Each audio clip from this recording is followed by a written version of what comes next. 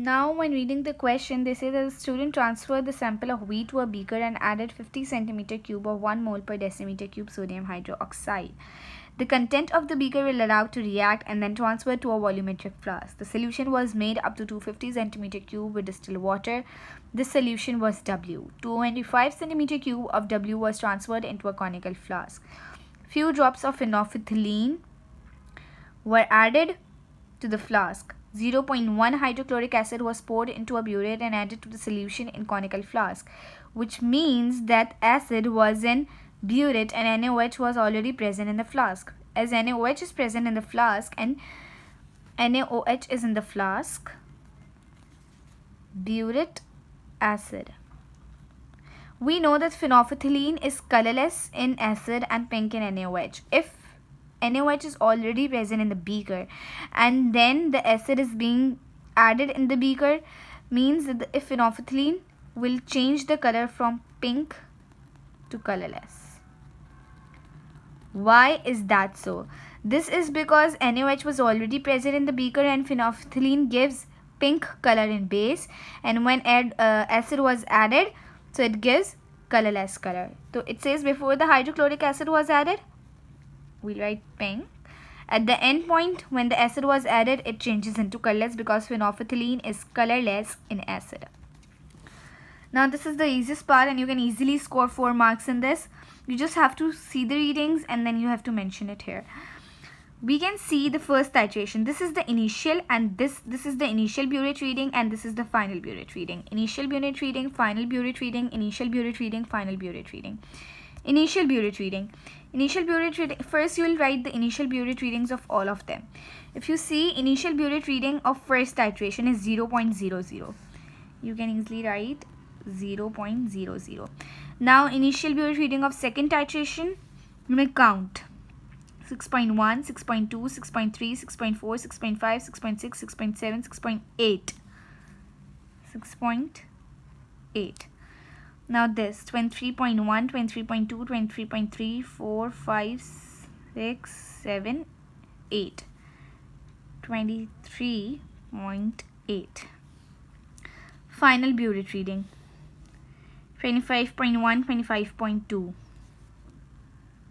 I hope you guys know how to read it. Now second titration 31.1. And then there is 48.1, 48.2, 48.3.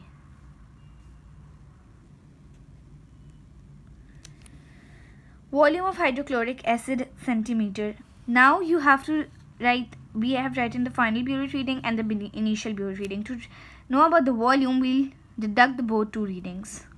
25.2 minus 00, we know that it's 25.2. 31.1 minus 31.1 minus, it says 6.6. 6.6 gives us 24.5. Now 48.3 minus 23.8 gives us 24.5.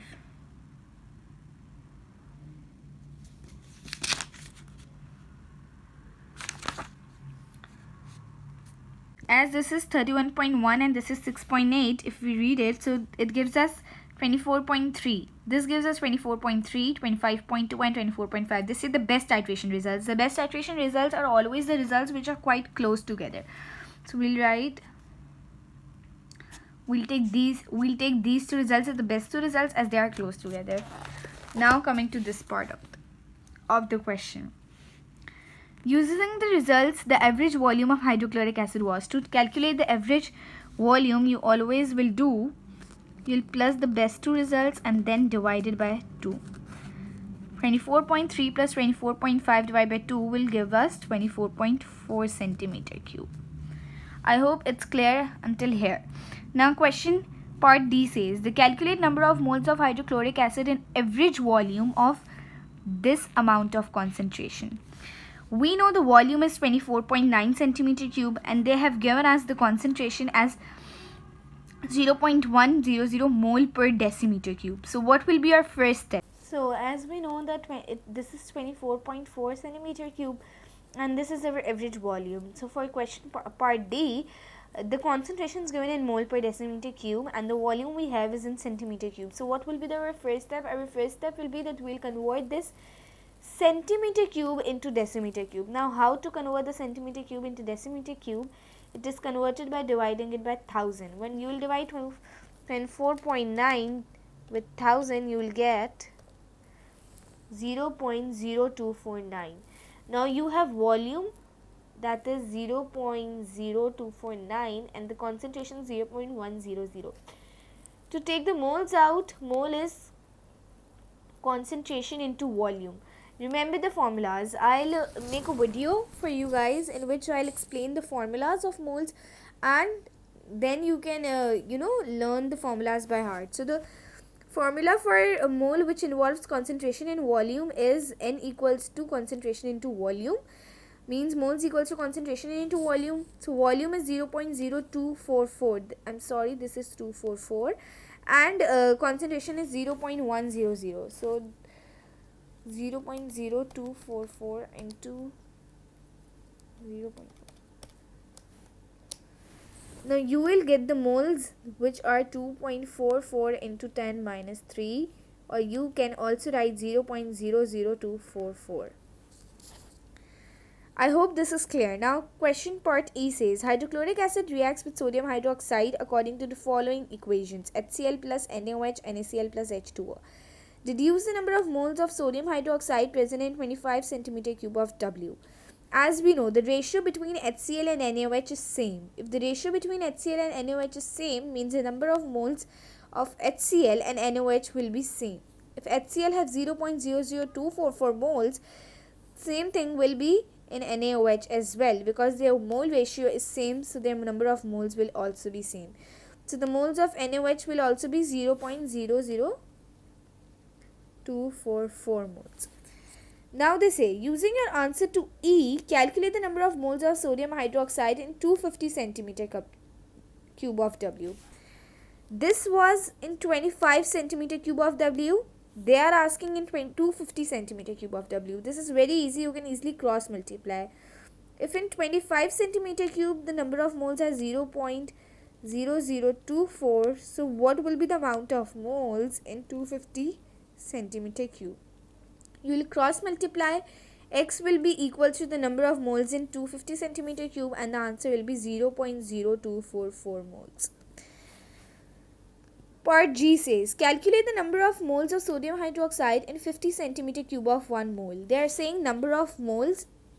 This is volume, this is concentration. Again, the concentration is in mole per decimeter cube, which means that you have to convert the volume into decimeter cube. To convert the volume into decimeter cube, as I stated earlier, you have to divide it by 1000. Okay, so again starting with this.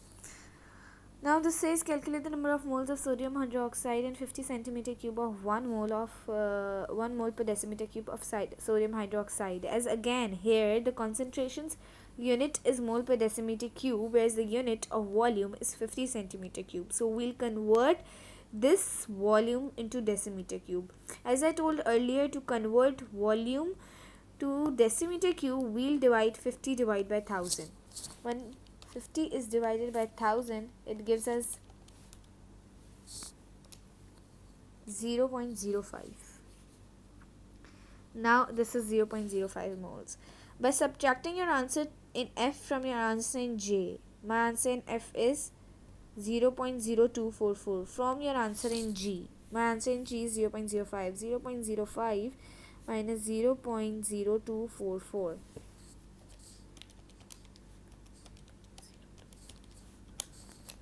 I'll get the calculate the number of moles of sodium hydroxide that reacted with original sample of organic acid, which is 0.0256 moles.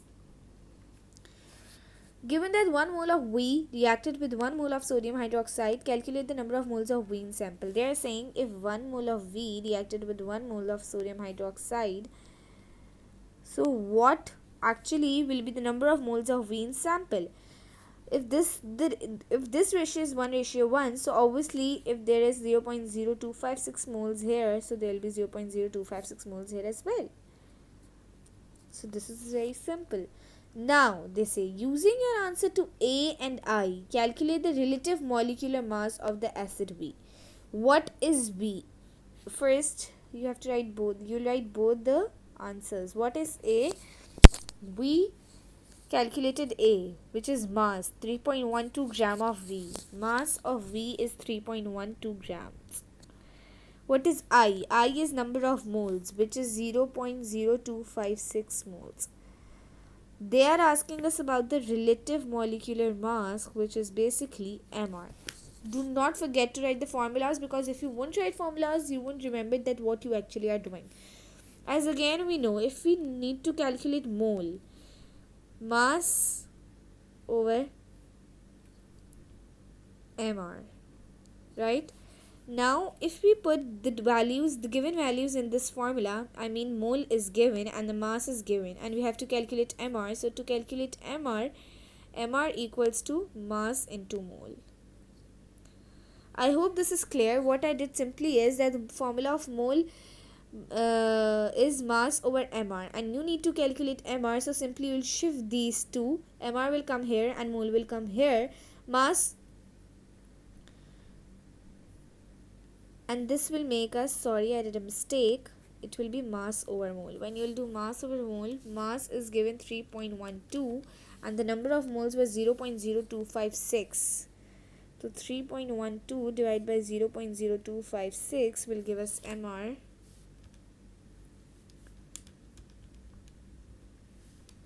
which is 121.875. Now this is your MR. The acid we now, this is some students have problem in solving this type of question, whereas this is a very easy question. This says the acid B has the formula CnH5CO2H, where N is a whole number. They say that N is a whole number. Deduce the value of N and hence write the formula of acid B. CnH5COOH. Am I right? Now you know that the total molecular mass of this whole compound or of this whole formula is 121.875, which is almost 122. What you will do is, you do not know the value of N, I get that, but you know the value of this part. You will calculate the MR of this part, which is 5 plus 12 plus 32 plus 1. I hope this is clear. 5 plus 12 plus 32 plus 1. This gives us 50. You will deduct, now you have Cn equals to 50. Cn into 50, and this is 121.875. Am I right? What you will do is, you will minus 50 from this. Just a minute. You will minus 50 from this. Means once you will minus 50 from this, so it will be Cn equals to 1.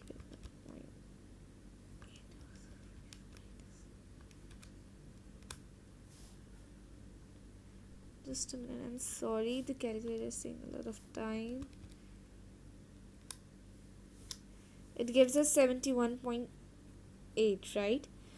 You know, you need to take out N. You know that the MR of carbon is 8. So what you'll do is, this will become 12N. Now to calculate N, 71.8 divided by 12. Once you'll divide 71.8 divided by 12, you will get the value of N, which comes 5.9. You have to write a whole number, so if this will be done in a whole number, it will come 6. So the value of N is 6, and the formula will become C6H5COOH.